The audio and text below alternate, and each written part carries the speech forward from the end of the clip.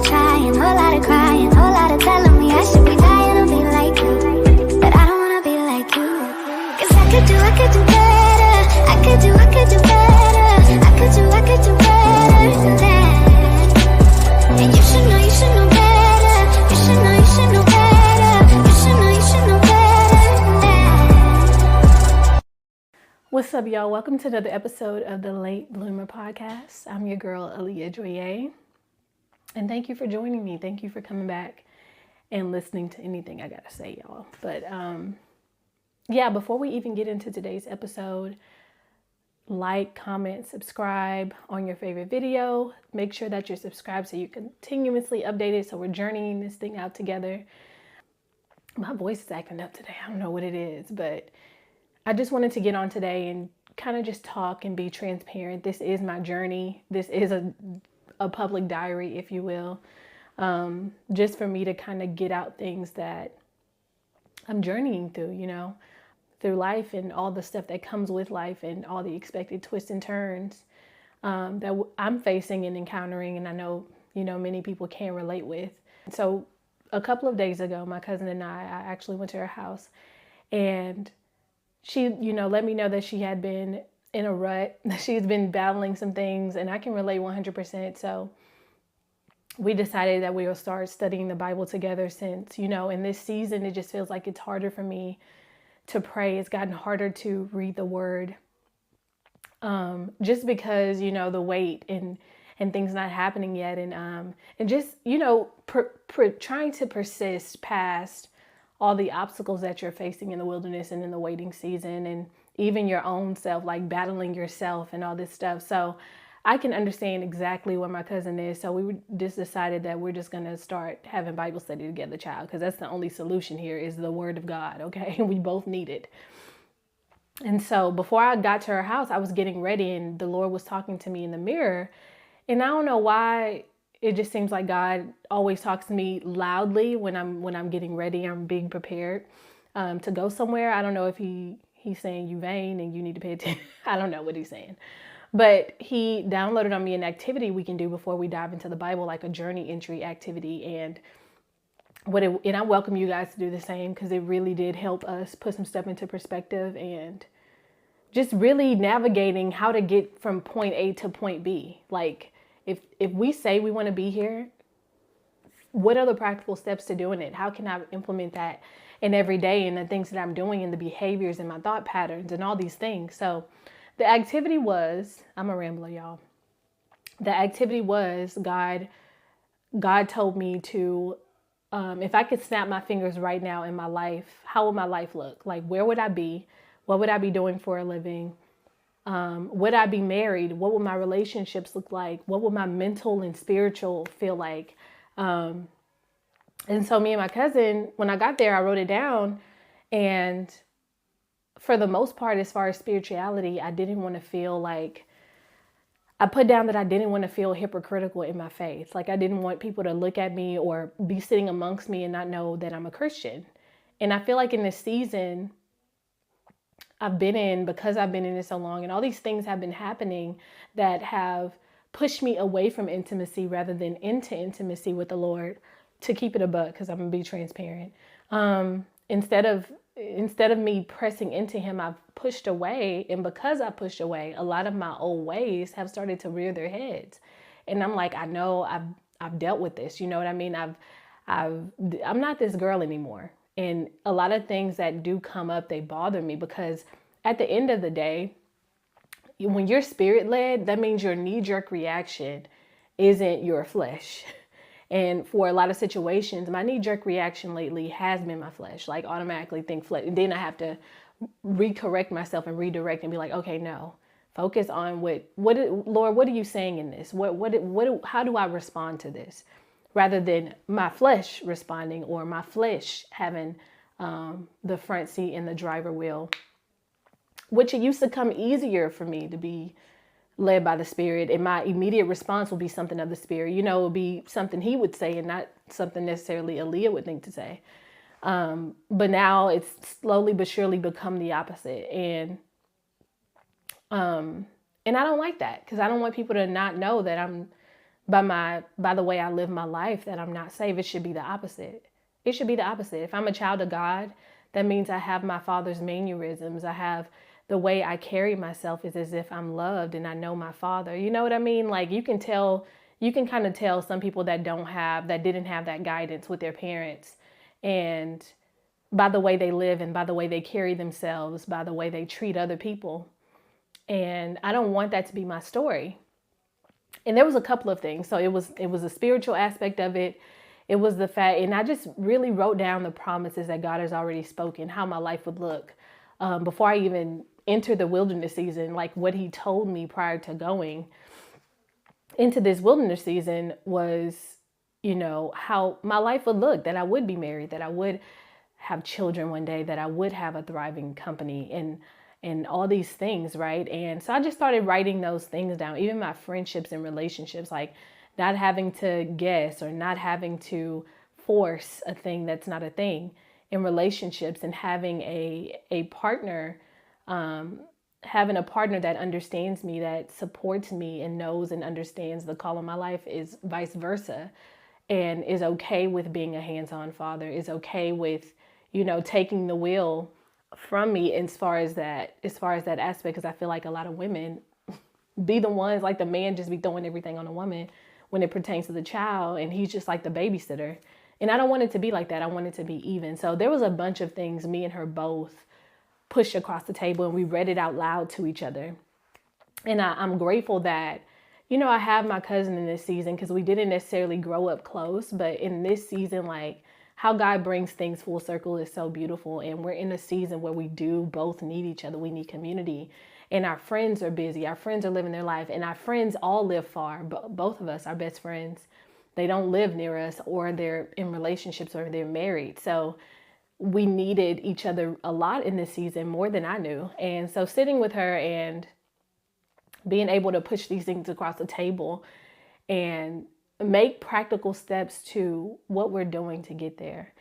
And for me, simply waking up early, shodding my feet with the preparation of the gospel. That's what the Bible tells us to do, right? It tells us the armor of God, like the armor of God, the helmet of salvation, breastplate of righteousness, the belt of truth, and the shield of faith, and the sword of the Spirit, which is the word, and shodding your feet with the preparation of the gospel, right? And I haven't been equipped, y'all. Like, I'm not gonna lie, like, I'm gonna keep it a buck. I haven't been as equipped as I should be and ready as I should be. Simple things like not waking up early or not having my day planned out with intention. What I'm gonna do the next day, things that I know I'm gonna accomplish or tackle. Not saying overload myself with all these tasks and stuff, because realistically, no. The way my attention span is set up, no. We gotta focus on 4 things max, okay? Gotta keep it a buck. But something like shodding your feet with the preparation of gospel means that you're prepared at any moment to share the good news. And me not waking up early enough to get myself together, and all of that bleeding into the middle of my day, to the point where I don't even have I'm not even looking aesthetically pleasing enough to make some content, when I know that's what I'm called to do and spread the good news that way. That's part of it. That's part of your armor, making sure that you're ready at all times to do whatever the Lord has called you to do. And so we started to read into Elijah, y'all. Please open up the book of Elijah, open up the word and read Elijah's story. It's in 1 Kings 17. And Elijah, I can identify a lot with his story, just because not only do our names mean the same thing, I'm going to be telling y'all this till I'm blue in the face, right? Because that's a badge of honor for me. Elijah, Aaliyah, come on. Here I am thinking I'm named after a singer. Whole time I'm named after one of the baddest prophets, okay? Period. But that didn't even die, got taken up into heaven. What an honor. But yeah, so we were reading up on Elijah, and my cousin was, letting me know that, girl, tithing, I need to understand that. That's first and foremost. Let me understand tithing. And don't get me wrong, my cousin is one of the most generous people I know, probably overly generous in her giving to other people, baby, because people will drain you dry if you let them. But she's one of those people that just gives freely of her time, of her treasures, because she's actually a nurse, and she's one of those people that just are a free giver. Don't I'm not gonna brag on you too much, girl, but I love my cousin, y'all. And if y'all ever meet her, you'll love her too. But she's just a free giver, and she's very gentle and kind with people. Don't get me wrong, we be having our little kiki. But for the most part, that's what her life consists of giving. But she was like, I need to know about tithing, baby. That's because I don't understand that concept. And a lot of people don't, right? So we got to reading in Elijah, and Elijah had just left from by the brook and went to a widow's house. And after being by the brook, what the brook symbolized for me is God really building his faith, really building his trust and faith in the Lord. Because yes, he did this bold exploit starting off his journey where he basically told, the king, hey, it ain't gonna rain until I say so. Peace. It's about to stop raining. It ain't gonna start back until I say so. Bye. And so, and drops the mic, but the Lord had to even build his faith and trust up from that moment. So every time you have this big move or this big bold thing that God has called you to do, this big act of obedience, you got to go back to the secret place to make sure that your faith is continually building up, because that's the first thing the enemy is going to attack is your faith, your trust. He's going to throw you off your post so that you won't go do another thing like the one you just did. And so with Elijah, that wasn't the case. He went by the brook, he sat with the Lord, and he was only being fed by ravens. He was just really a seeker of God's face at that time. Might as well said he was in a season of fasting, okay, for a whole season, because that raven wasn't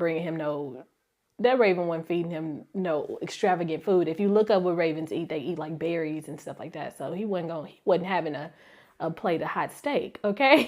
He wasn't.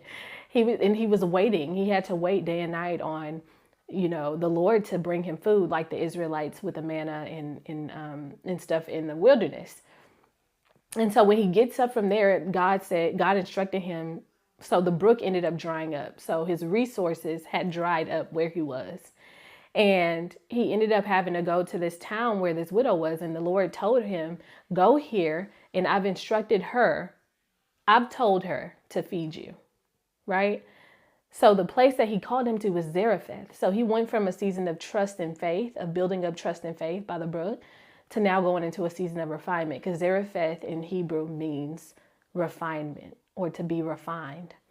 So here he is, and we know when you're what refining is, like as far as jewelry, you're cutting away the impurities of something, right? You're cutting off the things that are bad.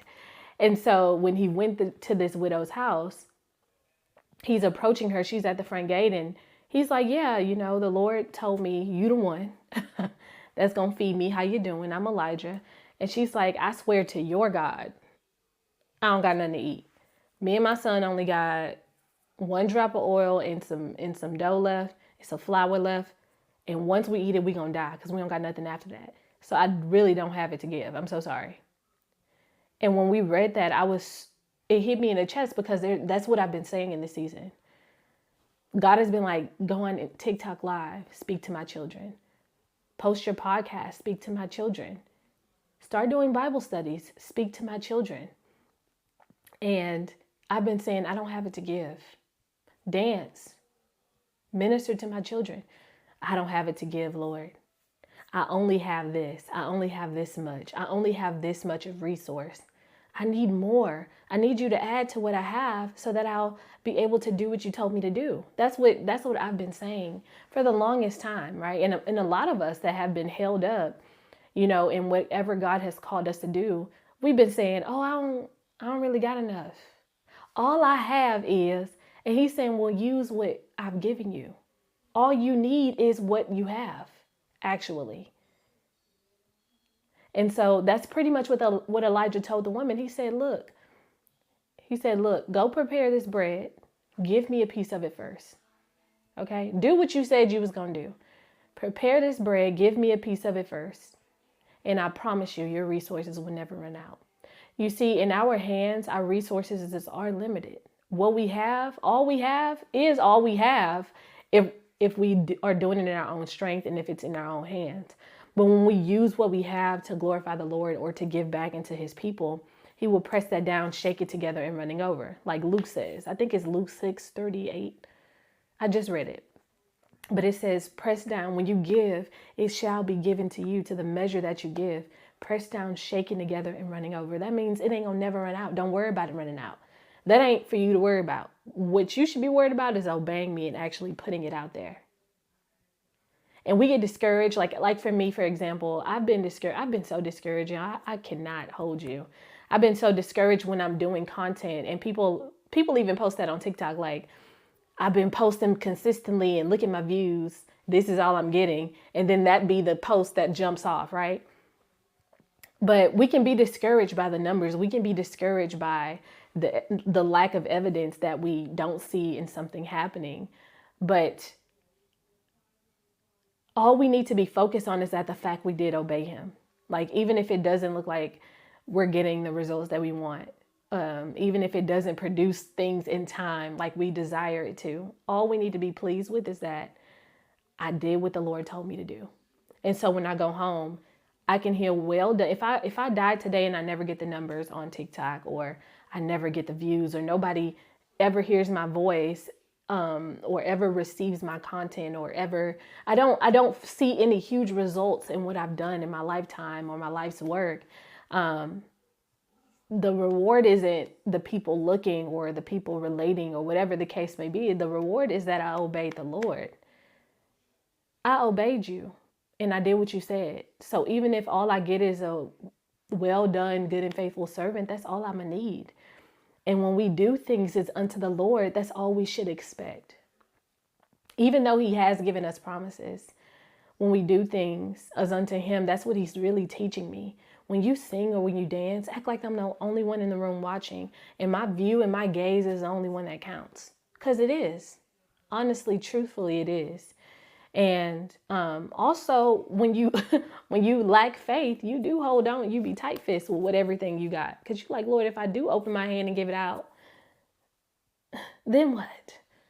What I'm going to have for me? What I'm going to have for me? That's what that widow was basically struggling with. Like, me and my son only have enough. I just told you we don't have enough to feed you. I only have enough for us. And this is literally the end. This is our last meal. Death row, okay?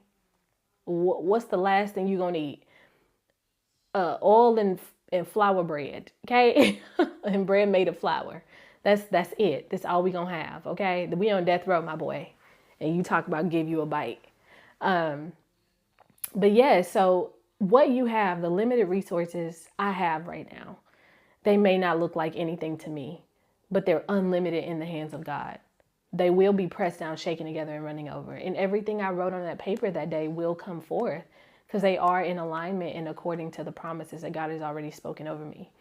And now when I go back to that journal entry or when I write down the promises of God, I'm going to speak them as if I'm prophesying them back into myself, especially on days when I don't believe them. Like Elijah walked up to that lady and that lady God said one thing and the lady told him another thing. Like God told him, I instructed her to feed you.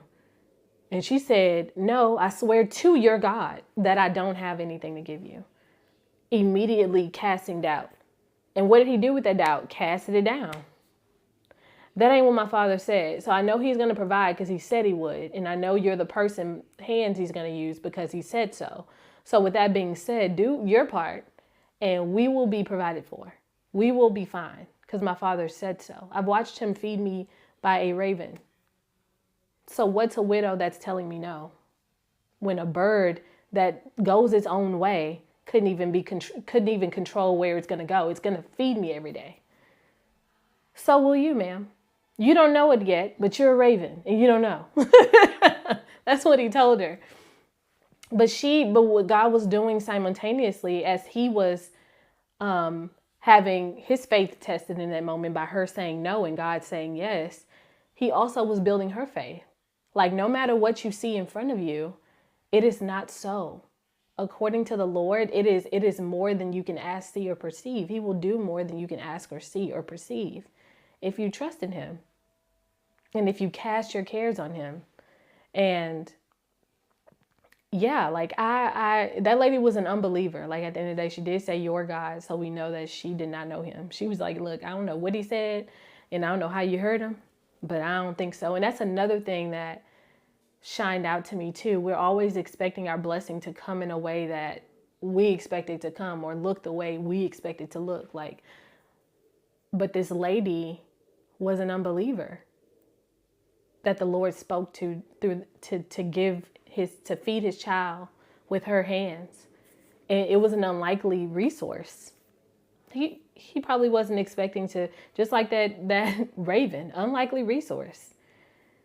And it's not going to come in the cookie cutter way that we expect, or we can't even make God deliver it in the way that we expect, and in the package we expect it in. And that goes for spouses as well. Like, while we got a list, it's cute. The list is cute, but God gonna send you what you truly need.